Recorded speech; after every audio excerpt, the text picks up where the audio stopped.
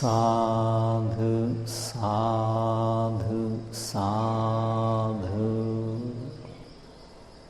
वहाँ तथागत अरहंग सम्यक सम्बुद्धलाई वन्दना। साथै धर्मरत्न र सङ्घरत्नमा पनि वन्दना। साथै शासनका उपाध्याय आचार्यदेखि लिएर देखाउने, सुनाउने, सिकाउने सबै गुरु भन्तेज्यूहरूलाई यो स्थानबाट वन्दना र साथै उहाँहरूको आशीर्वादलाई शिरोधार्य गरेर आज पनि सज्जनवर्ग सद्धर्म प्रेमीहरूलाई मङ्गलसूत्र धर्मोपदेश उपहार स्वरूप दिन गइरहेको छु। सर्वप्रथम उपदेशलाई राम्ररी सुन्न सकोस्, सुनेर पनि बुझ्न सकोस्, बुझेर पनि आफ्नो व्यावहारिक जीवनमा उतारेर आचरण गरेर अभ्यास गरेर इहलोक र परलोक मङ्गल साथ लिनुहोस् भन्ने शुभेच्छाका साथ सबैको मङ्गल होस्, भलो होस्, कल्याण होस्। असेवना च बालानां पण्डितानां च सेवना पूजा च पूजने यानं एतं मङ्गलं मुत्तमम्। पहिलो गाथा। मङ्गलसूत्रको दोस्रो गाथामा भगवान शास्ताले पति रूप देश वासो च पुब्बे च कत पुण्यता अत सम्म पणिधि च एतं मङ्गलं मुत्तमम्। देवपुत्रले गरिएको प्रार्थनालाई स्वीकार गरेर भगवान शास्ताले इहलोक परलोक उन्नति वृद्धि हुने, अभिवृद्धि हुने मङ्गल धर्मको व्याख्यालाई प्रारम्भ गर्नुभयो। त्यसमध्ये आज दोस्रो गाथा। यो पति रूप देश वासो च, जुन योग्य अनुकूल भएको स्थानमा वास गर्नु, पुब्बे पहिले पहिलेको जन्महरूमा, या कत पुण्यता, जुन गरिआएको पुण्य रहेको व्यक्तिको भाव पनि, यो अत्तसम्म पणिधि छ, जुन शरीर र मनलाई संयम गर्नु पनि अथि रहेका छन्। एतं यी तीनवटा धर्महरू नै उत्तम भएको मङ्गलम मङ्गल हुन्। देवपुत्र, हे देवपुत्र, गणहाही राम्ररी धारण गर, राम्ररी मनमा राख। अनुकूल देशमा वास गर्नु, पहिले पहिलेका जन्महरूमा गरिआएको पुण्य हुनु, शरीर र मन दुवैलाई संयम गर्नु, स्थिर बनाउनु, यी तीनवटा उत्तम मङ्गल हुन् भनेर दोस्रो गाथामा तीनटा मङ्गलहरूमध्ये आज सज्जनवर्गहरूलाई पति रूप देश वासो च, अनुकूल स्थानमा वास बस्नु पनि अति उत्तम मङ्गल हो भन्ने विषयलाई लिएर थोरै सुनिहेरौँ। आफ्नो अर्थ परिहानि हुने स्थान, अनर्थ मात्र हुने त्यो स्थानमा वास गर्न योग्य हुँदैन, त्यसलाई अनुकूल भनिँदैन।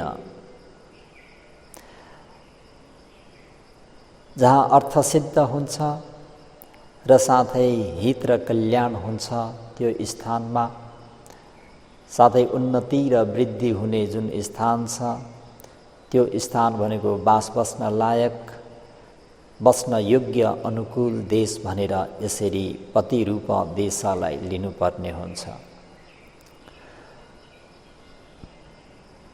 बुद्ध शासन फैलिएको समयमा है, जसरी बुद्ध शासन फैलिरहेको समयमा प्रत्येक व्यक्तिहरूको निम्ति सर्वोत्तम भएको वास्तविक हित र कल्याण हुने, अर्थ सिद्ध हुने भनेको नै मार्गफल र निर्वाण प्राप्त गर्नु नै हो। मार्गफल र निर्वाण लाभ गर्न नसके तापनि उक्त मार्गफल र निर्वाण पुग्ने कारण पुण्य कार्य गर्नु नै हो। हामीहरूको यो शासनमा अहिले यो क्षण भनेको मार्ग ज्ञान, फल ज्ञान र निर्वाणलाई साक्षात्कार गर्नु हो। यदि मार्ग ज्ञान, फल ज्ञानलाई, निर्वाणलाई साक्षात्कार गर्न सकिँदैन भने पनि पारमी रूपी बिउ, पारमी पुण्य हुने गरी कार्य गर्नु नै हो। यसैले सर्वश्रेष्ठ फल अभिवृद्धि हुन सक्ने देश वा ठाउँलाई मात्र पति रूप देशको रूपमा अर्थकथाचार्यहरूले नियमित गरी दर्शाइराख्नु भएको छ।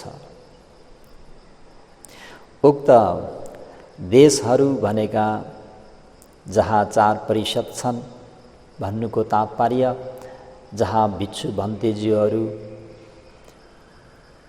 सामनेरहरू, अहिलेको भाषामा अनागारिका आर्यहरू, उपासक उपासिकाहरूलाई 4% भनिन्छ। 4% भएको स्थान भनेको बडा अनुकूल स्थान, पति रूप देश वासो च। योग्य अनुकूल भएको देश, योग्य अनुकूल भएको नगर, योग्य अनुकूल भएको त्यो स्थान है। उक्त देश त के हो?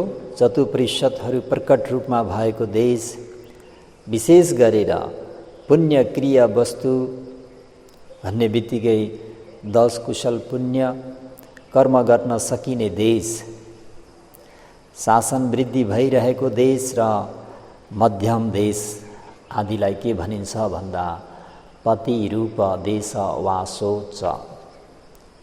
अनुकूल स्थान, अनुकूल देश, बसोबास गर्न योग्य भएको देश।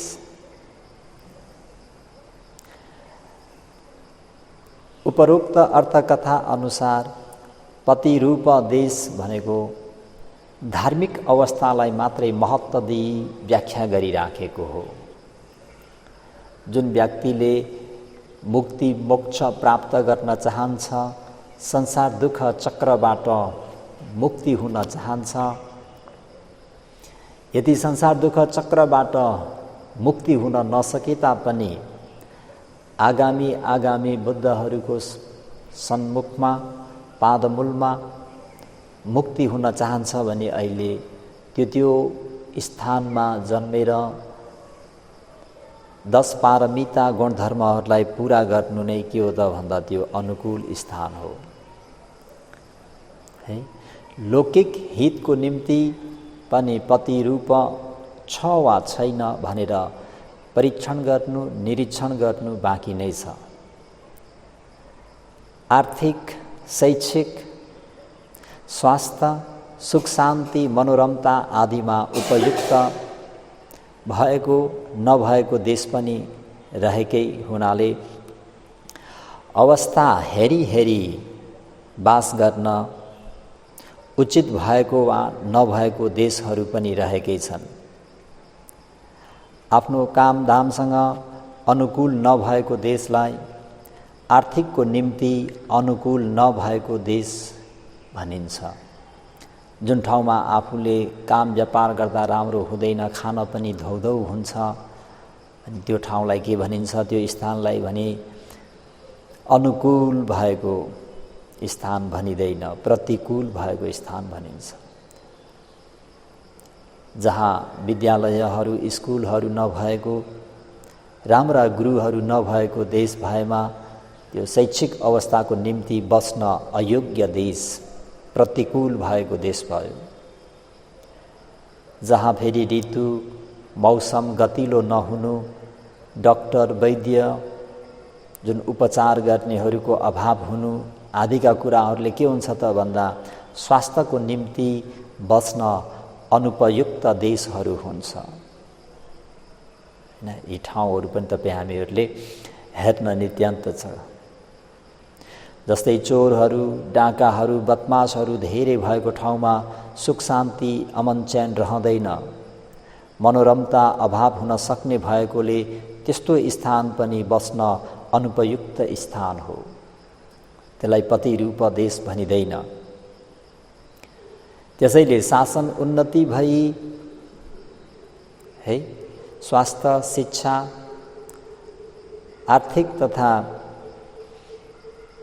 आर्थिक आदि गरिएका परिहानि नभएको, जहाँ शिक्षाहरू, स्वास्थ्यहरू, आर्थिकहरू विकास हुने, वृद्धि समृद्धि हुन सक्ने देशलाई पतिरूप देश भनिन्छ।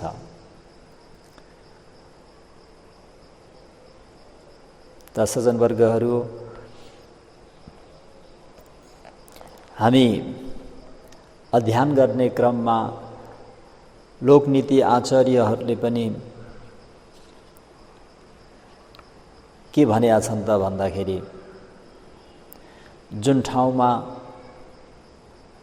धनवान व्यक्तिहरू, ज्ञानवान पण्डितहरू, राष्ट्रलाई शासन गर्ने राजाहरू, जुन नगरमा खोला नाला र वैद्य यी 5 व्यक्तिहरू हुन्नन्, त्यस्तो ठाउँमा एक दिन पनि बस्नुहुन्न भनेर यसरी किटान गरिरहेका छन्। धन वा सुत वा राजा नदी वेज्जो तथा इमे पंच यथा न विज्जन्ति न तथा दिवासं वसे। यथा जुन स्थानमा, जुन देशमा, जुन नगरमा, जुन ठाउँमा धनवान साउमाजनहरू न विज्जान्ति हुँदैनन्, सुतवा धेरै बहुश्रुत भएका ज्ञानी विद्वान पण्डितजनहरू न विज्जन्ति रहँदैनन्, हुँदैनन्, जुन ठाउँमा राजा भनिने देशका नेतृत्वकर्ता, देशका राजा, सबैका प्रजाका राजा न विज्जन्ति हुँदैनन्, जुन स्थानमा नदी, खोला नाला नदीहरू न विज्जन्ति छैन, यथा जुन स्थानमा वेज्जो भन्ने जुन वैद्य, डाक्टर, विशेषज्ञहरू हुँदैनन् पनि पंच इमे यी 5 जनाहरू न विज्जन्ति छँदैनन् भने तथा त्यो स्थानमा दिवासङ एक दिन पनि नबस्नु। यो लौकिक गुणले पनि किन, जुन ठाउँमा धनवानै छैन भने कसरी काम व्यापार गर्न, जुन ठाउँमा ज्ञानवान विद्वान पण्डितहरू नै छैनन् भने त्यो ठाउँ अब मूर्खहरूले भरिएको हुन्छ। जुन राष्ट्रमा शासन गर्ने राजा नै छैनन्, नेतृत्वकर्ता नै छैन भने चोर डाका लुटेराहरूले दुःख दिन्छन्, भ्रष्टाचारीले जनतालाई धेरै दुःख हुन्छ। जुन ठाउँमा खोला नालाहरू नै छैनन् भने त्यहाँको वातावरण, मौसम, अन्नबालीहरू हुनु धेरै गाह्रो पर्छ। जुन ठाउँमा वैद्य, चिकित्सक, विशेषज्ञहरू छैनन् भने अनि बिरामीलाई लिएर कहाँ जाने भन्दाखेरि यो लौकिक क्षेत्र अनुसार पनि यो 5वटा चीज वस्तु भएको ठाउँलाई अनुकूल भन्नेको छ। त्यही भएर भगवान शास्त्रले पति रूप देश वासो च अनुकूल स्थानमा बास बस्नु भनेको नै जहाँ धनवानहरू हुन्छन्, जहाँ श्रुतवान, प्रज्ञावान, धेरै बहुश्रुत भएका विद्वानहरू हुन्छन्, जहाँ आफ्नो बुबा सम्मानका राजा हुन्छन्, जहाँ नदी नाला खोलाहरूले डन्न बगेर हरियाली ग्रीन सिटी हुन्छ, जहाँ वैद्य डाक्टरहरू हुन्छ, त्यो ठाउँलाई पति रूप देशवासो भन्नेको छ। अझै पनि भनेका छन्, यस्मिन् पदेशे न मानो न पेमङ न च बन्दवा न च विज्जा गमो कोची न तथ दिवासङ भजे न तथ दिवासङ वसे। यस्मिन् प्रदेशे जुन प्रदेशमा नमानो, आफूलाई मान सम्मान गर्ने कोही पनि हुँदैनन्। नप्रेमम, आफूलाई माया स्नेह गर्ने पनि कोही हुँदैनन्। कोची, कोही एउटा पनि, न च विज्जमानो, आफूले सिकेर लिने शिल्प विद्या पनि केही हुँदैन। भनेपछि तत्थ देशे, त्यस्तो देशमा दिवासङ एक दिन मात्र पनि नबसे, नबस्नु। जुन देशमा आफूलाई मान सम्मान गर्ने आदर गर्ने कोही पनि छैनन्, जुन ठाउँमा आफूलाई माया स्नेह गर्ने आफन्त नाता कुटुम्बहरू कोही पनि छैनन्, केही एउटा आफूले सिकेर लिने शिल्प विद्या पनि छैन, त्यस्तो देशमा एक दिन पनि नबस्नु भनेर लोकनीति आचार्यहरूले यसरी व्यक्त गरेका छन् सज्जनवर्गहरू। त जे भने तापनि यी सबै सारांशलाई लिने हो भने सारांशमा के निस्किन्छ त भन्दाखेरि सारांशमा हेरेमा उपरोक्त कुराहरू के हो त भन्दाखेरि यता गर उता गर आर्थिककै कुरा आउँछ, शैक्षिककै कुरा आउँछ, स्वास्थ्यको कुरा आउँछ, सुख सुविधाकै कुरा आउँछ, होइन त? जुन ठाउँमा आर्थिक सबल हुन्छ, आर्थिक उन्नति विकास हुन्छ, त्यो ठाउँ के हो त भन्दाखेरि प्रतिरूप देश हो। जहाँ शैक्षिक यानि शिक्षाको सम्बन्धमा पनि जहाँ राम्रा गुरु आचार्यहरू हुन्छन्, जहाँ राम्रो जुन विद्या उपलब्ध छ, स्कुलहरू कलेजहरू साथै विभिन्न शिल्प विद्याहरू, त्यस्तो ठाउँ भनेको अनुकूल स्थान, बास बस्न योग्य स्थान, जहाँ फेरि मौसम बडा अनुकूल छ। मौसम अनुकूल भएको हुँदाखेरि त्यहाँका अन्न बालीहरू पनि राम्रा छन्। भनेपछि के हुन्छ त भन्दाखेरि जहाँ मौसम राम्रो हुन्छ त्यहाँ स्वास्थ्य पनि राम्रो हुन्छ। त यो आर्थिक, शैक्षिक र स्वास्थ्य सबै राम्रो भयो भने शरीरमा पनि मनमा पनि के हुन्छ त भन्दा सुखानन्द हुने नै भयो, होइन? यदि यी कुराहरू छैनन् भने त्यो प्रतिकूल भएको स्थान भयो। यी कुराहरू छन् भने त्यो अनुकूल भएको, बस्न योग्य भएको कुरा भयो भनेर सज्जन वर्गहरूले यसरी धारण गर्नु पर्यो, यसरी बुझ्नु पर्यो। यो देशमा बास गर्नु, योग्य देशमा बास गर्नु, लौकिक र धार्मिक दुवैतर्फबाट उन्नति, विकास र अभिवृद्धि हुने भएकोले त्यसलाई के भनिन्छ त भन्दा मङ्गल भनिन्छ।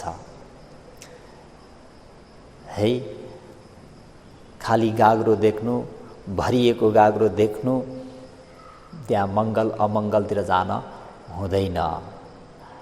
है, बिरालोले बाटो काट्दा अमङ्गल हुने, बाटो नकाट्दा मङ्गल हुने खालके त्यता लिन हुँदैन। योग्य देशमा बास गर्नु भनेको नै के हो? लौकिक लोकोत्तर दुवैतर्फबाट उन्नति, विकास र अभिवृद्धि हुने भएकोले भगवान शास्त्रले दोस्रो गाथाको पहिलो नम्बरमा चौथो मङ्गल स्वरूप पति रूप देश वासो च। तर पनि देशमा बसे तापनि, होइन, त्यस्तो अनुकूल देशमा, पतिरूप देशमा बसे तापनि लाभ हुनुपर्ने अर्थलाभ भएन, अर्थलाभ गर्न सकेन भने मङ्गल भन्न मिल्दैन। कुनै व्यक्ति शासन पनि एकदमै राम्ररी फैलिरहेको छ, है, लौकिक क्षेत्रमा पनि शासन पनि के त भन्दाखेरि फैलिरहेको छ, लौकिक क्षेत्र पनि अनुकूल भएको छ, होइन? त्यस्तो अनुकूल भएको देशमा बस्नु पाएर पनि आफू चाहिँ बालमूर्ख भएर, बदमास भएर, अल्छी भएको कारणले लौकिक पक्षमा पनि केही उपलब्धि गर्न सक्दैन, होइन? काम व्यापारमा पनि त्यस्तो नाम कमाउन सक्दैन, हासिल गर्न सक्दैन। धार्मिक पक्षमा पनि केही विकास भएन भने उसको लागि नाम मात्रको के भयो? पति रूप देश वासो भयो। मङ्गल भइरहेको छ भन्न स्वायो त भन्दा स्वाएन, है? मङ्गल भनेको असल फल लाभ हुने क्रियाकलापको नाम हो। बुझ्नु भएन क्या? मङ्गल भनेको असल फल लाभ हुने क्रियाकलापको नाम हो। हामी अङ्गुत्तर निकायमा मार्गलाभको अवसर नभएकोलाई अखन अलक्षण भनेको, अखन भनेको मौका नभएको, घुमेको। अखन 8वटा बताइएकोमा जस्तै पशुप्रेत, नर्क, असंज्ञा सत्व, जङ्गली मानिसहरू, मिथ्या दृष्टि र प्रज्ञाहीन र बुद्धोत्पन्न नभएको समय, यानि भगवान शास्त्रहरू उत्पन्न नभएको समय हुन्। त्यसमध्येमा मिथ्या दृष्टि र प्रज्ञाहीनहरूमा पति रूप देशमा नै भए तापनि मार्गलाभ नहुने भएकोले देश मात्र होइन कि व्यक्ति पनि, अर्थात् त्यो व्यक्ति पनि अर्थ प्राप्तिको निम्ति प्रतिरूप भएको हुनुपर्छ, हैन? त्यो ठाउँ मात्रै, त्यो व्यक्ति मात्रै, त्यो मौसम मात्रै अनुकूल भएर भएन।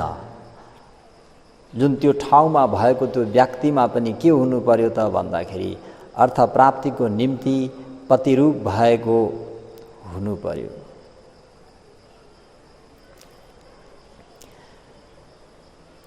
जस्तै यहाँ उदाहरण दिनु पर्दाखेरि तथागत श्रावस्ती नगरको उत्तर ढोकाको नजिकमा रहेको गाउँमा भिक्षाटनबाट फर्किँदा भेटिएका एकजना मछुवारेसँग नाम सोध्नु हुँदा उसले आर्य भनेर उत्तर दियो। है, यसरी भगवानले सोझै उहाँलाई नाम सोध्नु भएको त होइन। भगवान शास्त्रले उहाँको उपनिश्चय देखेर नै त्यो बाटोमा भिक्षाटन गइराख्दाखेरि ऊ पनि माछा मारिरहेको थियो। भगवान प्रमुख भिक्षुसँगलाई देख्दाखेरि अलिकति लाज जस्तो लागेर उसले बल्छीहरूलाई लुकाउँछ भनौँ, लुकाएर अलिक यता आएर उभिरहन्छ। अनि भगवान शास्त्रले त्यहाँ उभिएर सबै भन्तेजीहरूको नाम सोध्नुहुन्छ। तिम्रो नाम के हो? भगवान शास्त्र, मेरो नाम मौद कल्याण महास्तवीर हो। अनि तिम्रो नाम के हो भन्दा मेरो नाम धर्म सेनापति यानी सारीपुत्र भिक्षु हो। यसरी भगवान शास्त्रले सबै भन्तेजीहरूको नाम सोध्दै जाँदाखेरि ती मछुवारेलाई पनि यस्तो हुन्छ, भगवान शास्त्रले मेरो नाम पनि सोध्दै कति कल्याण हुने थियो भन्ने उसको मनमा आउँछ क्या। भगवान शास्त्रले उनको मनसायलाई बुझेर अनि तिम्रो नाम के हो भनेर भगवान शास्त्रले उनलाई सोध्नुहुन्छ। सोद्धाखेरि मछुवारेले के भन्छ त भन्दा मेरो नाम आर्य हो। हे बापा, तिमी आर्य भन्छौ, प्राणी हिंसा गरेर बसेका छौ। प्राणी हिंसा गर्नेलाई आर्य भन्दैनन्, सबै प्राणीको हिंसा नगर्नेलाई मात्र आर्य भनिन्छ भनेर भगवान शास्त्रले यसरी भनेर धर्मोपदेश गरिदिँदाखेरि ती मछुवारे के हुन्छन् त भन्दा सोतापन्न हुन्छन्। बल्ल उनी वास्तवको आर्य हुन्छन् सज्जनवर्गहरू। है, सत्वहरूलाई शास्ति गर्ने, आर्य हुन नसक्ने कुरा चाहिँ र सत्वहरूलाई शास्ति नगरिकन नमारिकन दयामाया गर्न जान्नेलाई मात्र आर्य भनिने कुरा बताउनु भएको अवस्थामा त्यो मछुवा आर्य सोतापन्न भयो भने धम्मपद अर्थकथामा उल्लेख भएको छ। यहाँ आर्यले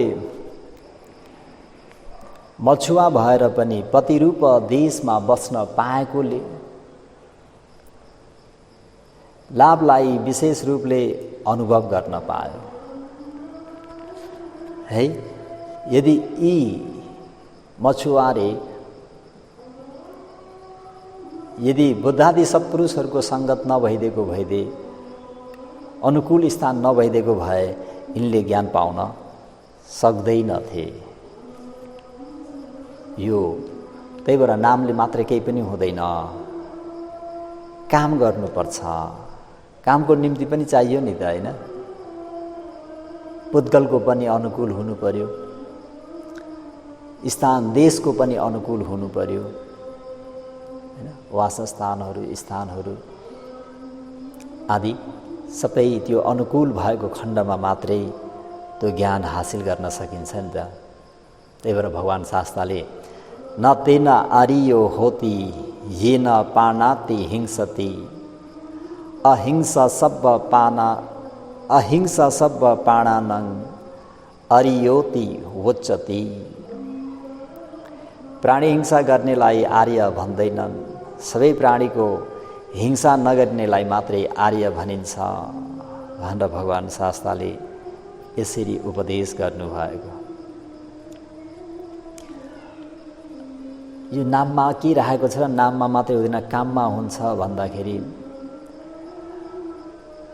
धेरै छ। यो पाली साहित्यमा मुण्डन हुँदैमा व्रत रहित तथा झुटो बोल्ने इच्छा र लाभको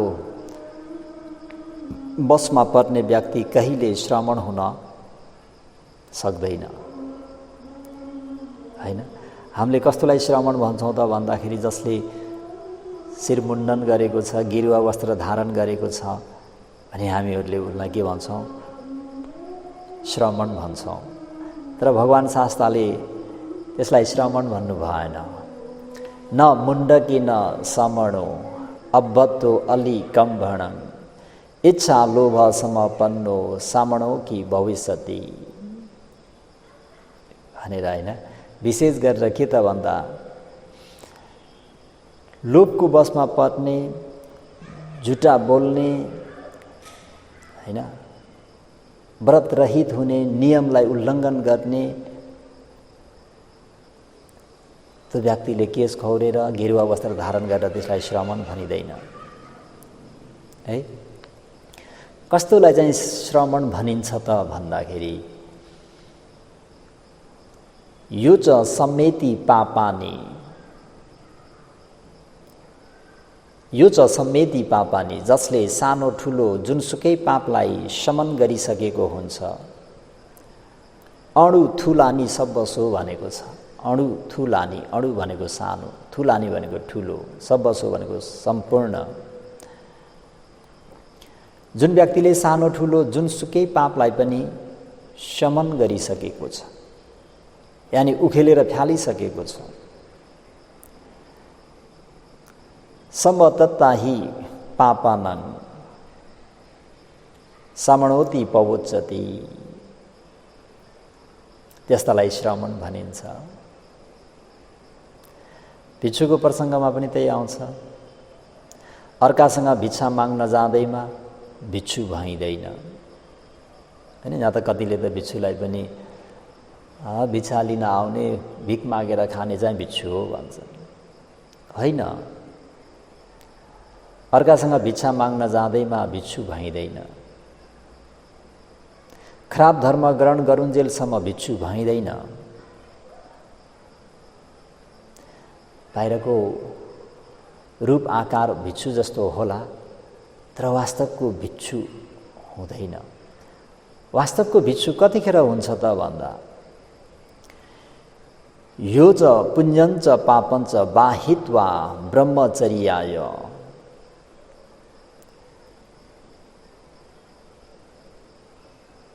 जसले भित्र बाहिर भएको जुनसुकै पुण्य र पापलाई त्याग गरी ब्रह्मचारी भई ज्ञानलाई लिएर लोकमा विचरण गर्दछ, त्यसलाई मात्रै के भनिन्छ त भन्दा भिक्षु भनिन्छ। पापलाई उसले त्याग गरिसकेको हुन्छ। ब्रह्मचारी जीवन, मग्ग ब्रह्मचर्यले युक्त भएर ज्ञानलाई लिएर लोकमा ऊ विचरण गर्दछ, त्यस्तोलाई भिक्षु भनिन्छ।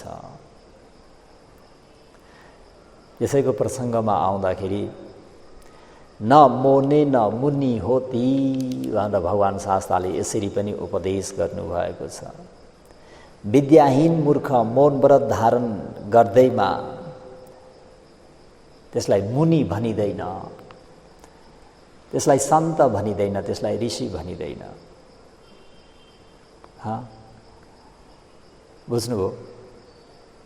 विद्याहीन मूर्ख मौन व्रत धारण गर्दैमा त्यसलाई मुनि भनिँदैन, त्यसलाई ऋषि भनिँदैन, त्यसलाई सन्त भनिँदैन। जसले तराजु लिएर दुवै लोकलाई तौलेर उत्तम विचार तत्त्वलाई ग्रहण गरी पाप कार्यहरू गर्दैन, त्यस्तो पुण्यवान व्यक्तिलाई नै के भनिन्छ त भन्दा मुनि भनिन्छ। सज्जनवर्गहरू, त नाममा केही पनि राखेको छैन। काम गर्नुपर्छ भन्ने प्रसङ्गमा भगवान् शास्ताको समकालीनमा घटेको एउटा कथात्मक प्रसङ्ग म अलिकति हजुरहरूलाई आज सुनाउँछु। एउटा लक्का जवान केटो, उसको नाउँ नै के त भन्दा पापक। पापक भनेको पाप गर्ने, जो श्रद्धा आस्थापूर्वक बुद्ध शासनमा प्रवजित दीक्षा प्राप्त गरी भिक्षु भए। साथीहरू सबैले उनलाई आयुष्मान पापक आऊ, आयुष्मान पापक बस भनी बोलाउने गर्दथे। पापक भनी बोलाउँदा उनलाई पटक्कै मन पर्दैन थियो। सधैँ उनको मनमा कुरा यस्तो खेल्थ्यो, यो पापक नाउँ अति नै घटिया नाउँ हो, अलक्षिण बेकुप नाउँ हो। भएन, अब त यो नाउँ, यो नाउँलाई हटाएर नयाँ नाम राख्नु पर्यो भनेर उसले चिन्तन गर्यो। एक दिन मनमा नाना थरीका कुरा खेलाउँदै आफ्ना गुरु आचार्य कहाँ गई अनुरोध गरे। भन्थे, मेरो नाउँ साह्रै राम्रो भएन, अमाङ्गलिक भयो, त्यसैले कृपा गरेर हजुरले मलाई अर्को नाउँ राखिदिबक्सोस् भन्दा आचार्यले जवाबमा के भने त भन्दा, हे आयुष्मान, नाम भनेको पहिचानको लागि, चिनाउनको लागि, व्यवहार गर्नको लागि मात्र हो। कसैलाई बोलाउन, व्यवहार गर्न नाम राखिएका हुन्। नाममा कुनै पनि प्रकारको अर्थ सिद्ध हुँदैन। त्यसैले आफ्नो जुन नाउँ हो त्यसैमा सन्तुष्ट हुनु राम्रो हो भनेर आचार्यले यसरी सम्झाउनु। यसरी सम्झाउँदाखेरि ती पापक नाम भएकाले पुनः नामकरणका लागि धेरै अनुनय विनय गरे, धेरै प्रयास गरेकै थिए। राम्रो नामको भोगी बनी भिक्षुसँग साथीभाइहरू बीच हल्ला पिटियो। हाँसी मजाक गर्नेहरू पनि भए। बिहारका भिक्षुहरू बीच फलाना आयुष्मान पापक भिक्षु नाउँमै सिद्ध खोजी गर्ने हुन् भन्ने बारेमा खूब चर्चा भयो। एक दिन तथागत शास्ताले शिष्यहरू बीचको चर्चाबारे थाहा पाइबक्स्यो। पापकको नाम सिद्धि हुने कार्य व्यवहार पूर्व जन्ममा पनि उस्तै थियो भन्ने पुष्टि गर्नका निम्ति भगवान् शास्ताले त्यहाँ आएर एउटा जातक कथा उल्लेख गर्नुभयो।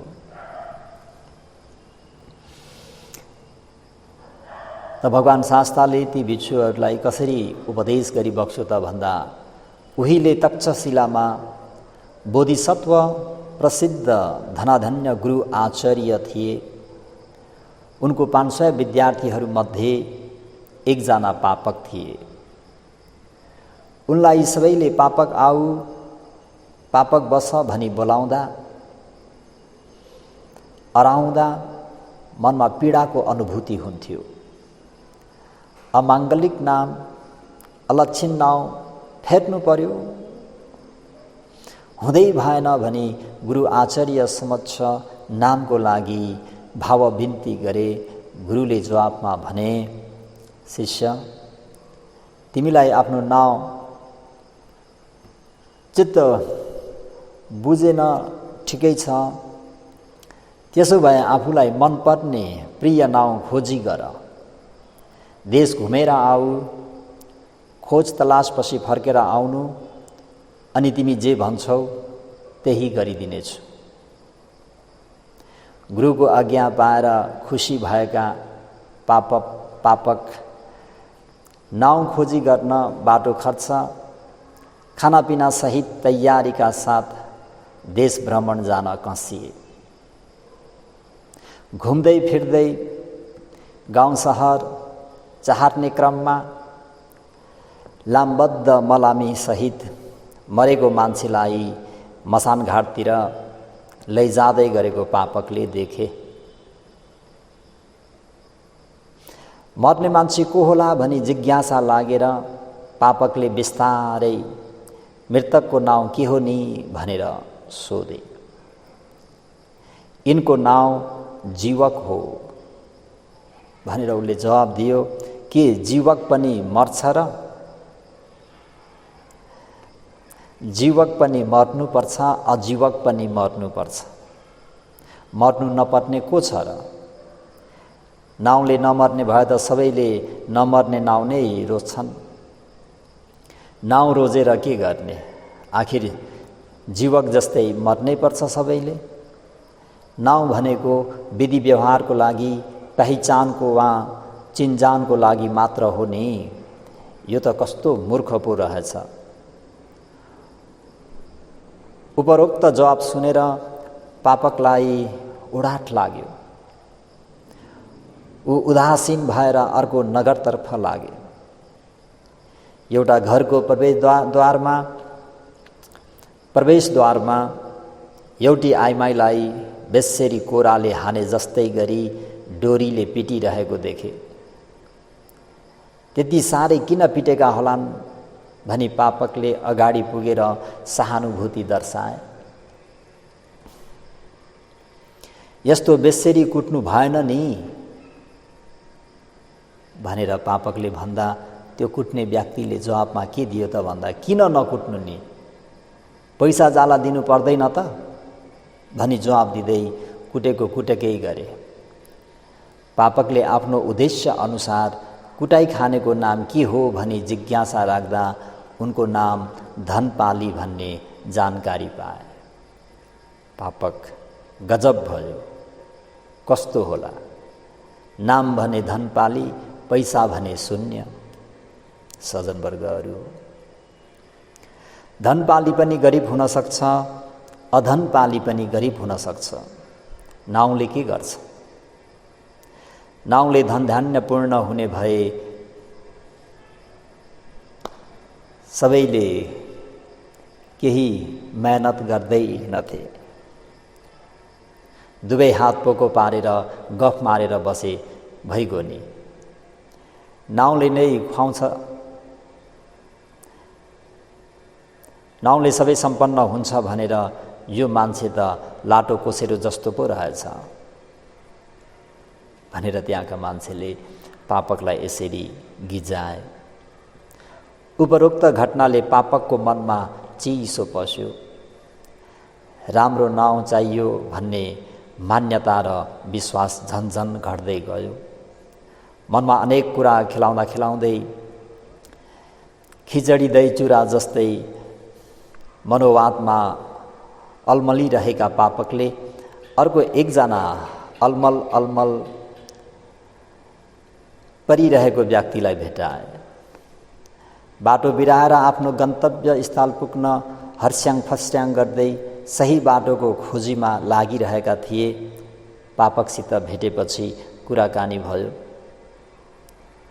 पापकले भने, किन यताउता भौँतरिरहेको, के भयो भन्दा त्यो भौँतरिरहेको व्यक्तिले, स्वामी बाटो भुलेर सही बाटो कुन होला भनी भौँतरिरहेको नि।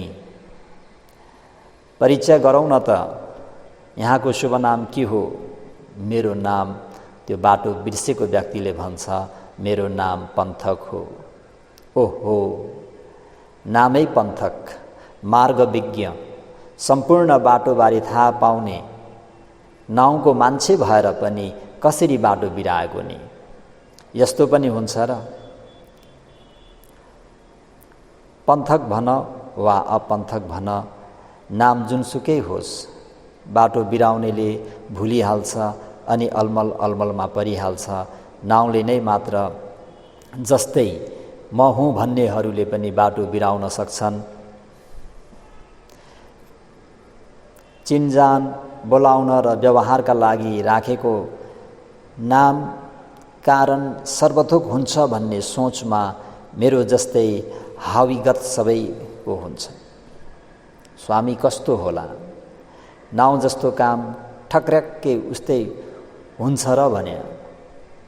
यसरी देश घुमेर शेष पाएपछि पापकको मनमा अब नाउँप्रति वितृष्णा जाग्यो। उनी बिल्कुल उदासीन भए। घुमेर केही हुनेवाला छैन, सबै नाम पछाडि उस्तै चरित्र चित्रान झल्किँदो रहेछ।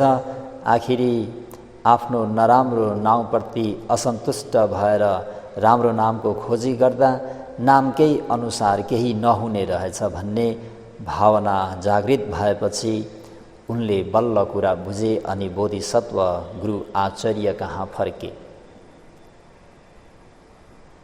है, हाम्रो भन्तेजीले पनि यो नामको बारेमा धेरै भन्नुहुन्छ। जसप्रति अलिकति पनि धर्मप्रति आस्था छैन, श्रद्धा छैन, त्यसको नाम के रे? धर्मराज।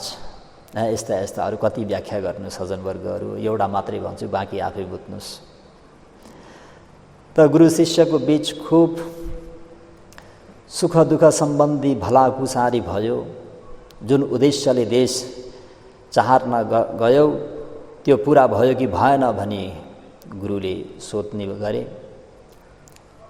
शिष्य, आफूलाई मनपर्ने प्रसन्न नाउँ पायौ भन्दा पापकले आचार्य, जीवक पनि मर्छ, अजीवक पनि मर्छ, धनपाली पनि गरिब हुन्छ, अधनपाली पनि गरिब हुन्छ, पन्थकले पनि बाटो बिराउँछ, अपन्थकले पनि बाटो बिराउँछ। नाम जस्तै काम कुरो हुने रहेनछ। नाम भनेको चिनाउन, व्यवहार गर्न, प्रज्ञाप्ति गरेको आपसी पहिचानको लागि मात्र हो। नामले सबै कुरा सिद्ध नहुने रहेछ। नाउँले होइन, कामले नै जीवन सिद्ध हुने रहेछ। अब मलाई अर्को नयाँ नामको आवश्यकता रहेन। मेरो जुन नाम हो त्यसैमा सन्तुष्ट हुने भए नाउँले सब कुछ हुन्छ भन्ने लेडेढिपी गर्दिन। अब आखिर नयाँ एउटा परिचयसम्म रहेछ। राम्रो नाम भएर त्यसलाई सुहाउँदो कर्म गर्न सकेन भने त्यो नामको के अर्थ? नाउँले नै सबै पूर्ति नहुने, सिद्ध नहुने रहेछ भन्ने कुरा राम्ररी पापकले बुझे। त यसरी पापकले आफ्नो गुरुलाई वृत्तान्त सुनाइसके पश्चात बोधिसत्वले पापकको हृदय परिवर्तन एवं उनको मनोभावनालाई बुझी यो त्यहाँ उपदेश गर्नुभएको थियो। जीवकञ्च मतङ देश्वा धन पालिन्छ दुग्गतङ पन्थकञ्च वने मुल्लं पापको पुनरागतोति भन्दा यो जातकमा आउँछ। जीवकञ्च मतङ देश्वा, जीवक नाम भएको व्यक्तिलाई मृतकदेखि, धन पालिन्छ दुग्गतङ, धनपाल नाम गरेकी आइमाईलाई गरिब भएको देखि, पन्थकञ्च वने मुलं, बिचारा पन्थक नाम गरिएको व्यक्तिले बाटो बिराएको देखि पापक पुनः आफ्नै ठाउँमा फर्किआए भनेर यसरी जातकमा उल्लेख गरिएको छ। त सज्जनवर्गहरू हो, जे जस्तो भए तापनि आखिरमा त के त भन्दा काम चाहिँ स्वयं आफैले गर्नुपर्ने रहेछ, होइन त? यदि काम गरिएन भने त हुँदैन भन्ने कुरा यहाँ परित्राण निश्चयमा कसलाई जतलाइएको छ त भन्दाखेरि आयुष्मान देवदत्त र कोही कोही छवर्गी भिक्षुहरू, उच्च श्रेणीका भिक्षुहरू भएर पनि मार्गफल लाभ गर्न सकेनन्। परिहानि सहेर बसेका मात्र नभई आगामी भविष्य जीवनको निम्ति पनि अनुकूल नहुने गरी दुःख भोग गर्नुपर्ने भएर पतिरूप देशमा बसिरहनु भएको लाभ उनीहरूले अनुभव गर्न सकेनन्। यी तथ्यहरूबाट पतिरूप देशमा उत्पन्न भइरहेकाहरूले आफूलाई प्राप्त भइरहेको त्यो मौकासँग अनुकूल बन्नको लागि, उद्योग गर्नको लागि सचेत गरिरहेको छ, हैन? नम्बर 1 मा त अनुकूल स्थानमा बसोबास गर्नु पर्यो है, दुर्जनहरूलाई त्याग्नु पर्यो, पण्डितजनहरूको सत्सङ्गत गर्नु पर्यो, पूजा गर्न योग्य भएकोहरूलाई पूजा गरेर हो त्यो पण्डितहरूको सङ्गत गर्न पाएको अवसरमा हामीहरू के हुनु पर्यो त भन्दाखेरि उद्योगी हुनु पर्यो, परिश्रमी हुनु पर्यो, मेहनती हुनु पर्यो। यसरी मेहनत परिश्रम गर्न सकेन भने हामी पनि के भइन्छ त भन्दाखेरि यस्तो राम्रो अवसर प्राप्त गरेर पनि बुद्ध पादो नवमा खडा भन्ने 9 बारको मौका प्राप्त गरेको त्यो अवसरलाई के हुन्छ त भन्दाखेरि गुमाउन पुगिन्छ। त अहिले भन्नुपर्दाखेरि भगवान शास्त्राहरूको पनि उत्पन्न भइबक्सेको बुद्ध पाद नवमा खडा तपाईँ हामीहरू मनुष्य पनि भएको छन् र यो धर्ममा अलिकति बुझाउने गुरुहरू पनि पाइरहेको अवस्था र आफ्नो मनमा पनि श्रद्धा जागेको अवस्थामा तपाईँ हामीहरूले के गर्नु पर्यो त भन्दाखेरि काम नै गर्नु पर्यो। नाममा त केही पनि रहेनछ है भन्दै सज्जनवर्गहरूले सम्वेक जगाएर लौकिक मङ्गल र लोकोत्तर मङ्गल दुवै साथ लिन सकोस् भन्दै आजको जुन 4थो नम्बरको मङ्गल पति रूप देशवासो, अनुकूल स्थानमा बास बस्नु अति उत्तम मङ्गल हो भन्ने कुरालाई राम्ररी बुझेर यसलाई अझै के भनिन्छ त भन्दा सुनमाथि सुगन्ध बनाउनु पर्यो। हामीलाई अनुकूल स्थान पनि प्राप्त भयो, अनुकूल व्यक्ति पनि प्राप्त भयो, अनुकूल मौसम पनि प्राप्त भयो, अनुकूल भोजन आदि इत्यादि सबै अनुकूल भएको अवस्थामा आफू चाहिँ प्रतिकूल भइयो भने त्यहाँ डामाडोल हुन्छ, होइन त? शासनमा गेरुवा वस्त्र धारण गरेर आयौँ, शासनमा बुद्ध धर्म सङ्घको नाममा गिरत्याग गरेर आयौँ, शासनमा बुद्धं शरणं गच्छामि, हामी आजबाट बुद्ध धर्म सङ्घको शरणमा जान्छौँ भनेर आएर पनि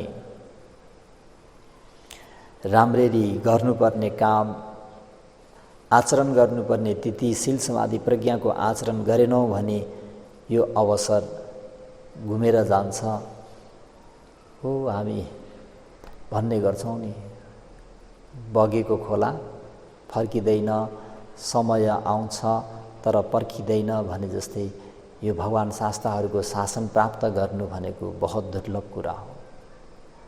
अहिले शासन प्राप्त गरेका छौँ, त्यसमा तन मनले दिलो जान लगाएर आफूले शील समाधि प्रज्ञाको काम गर्न सक्यौँ भने सुनमाथि सुगन्ध हुन्छ, होइन भने हामी पनि फेरि त्यही नाममै सबै सिद्ध हुने खोज्दै हिँड्यौँ भने दुःख पाइन्छ। त सबैले यो कुरालाई बुझेर लौकिक र लोकोत्तर दुवै मङ्गलको साथ लिनको निम्ति अनुकूल भएको देशमा, अनुकूल भएको स्थानमा बास पाइयो। अब आफू चाहिँ प्रतिकूल नभइकन अनुकूल हुनु नित्यन्त आवश्यकता भएको हुँदाखेरि सबैले अनुकूल भएर सकारात्मक सोच भएको, सबैमा प्लस पोइन्ट भएको भएर शील समाधि प्रज्ञालाई आचरण गरेर मङ्गल साथ लिनुहोस् भन्दै इदं मे पुण्यं आसवख्यया वहं होतु, इदं मे पुण्यं निब्बानस्स पच्चयो होतु, इदं मे पुण्यं सबे सत्ता अनुमोदन्तु, सुखिता भवन्तु। साधु साधु साधु।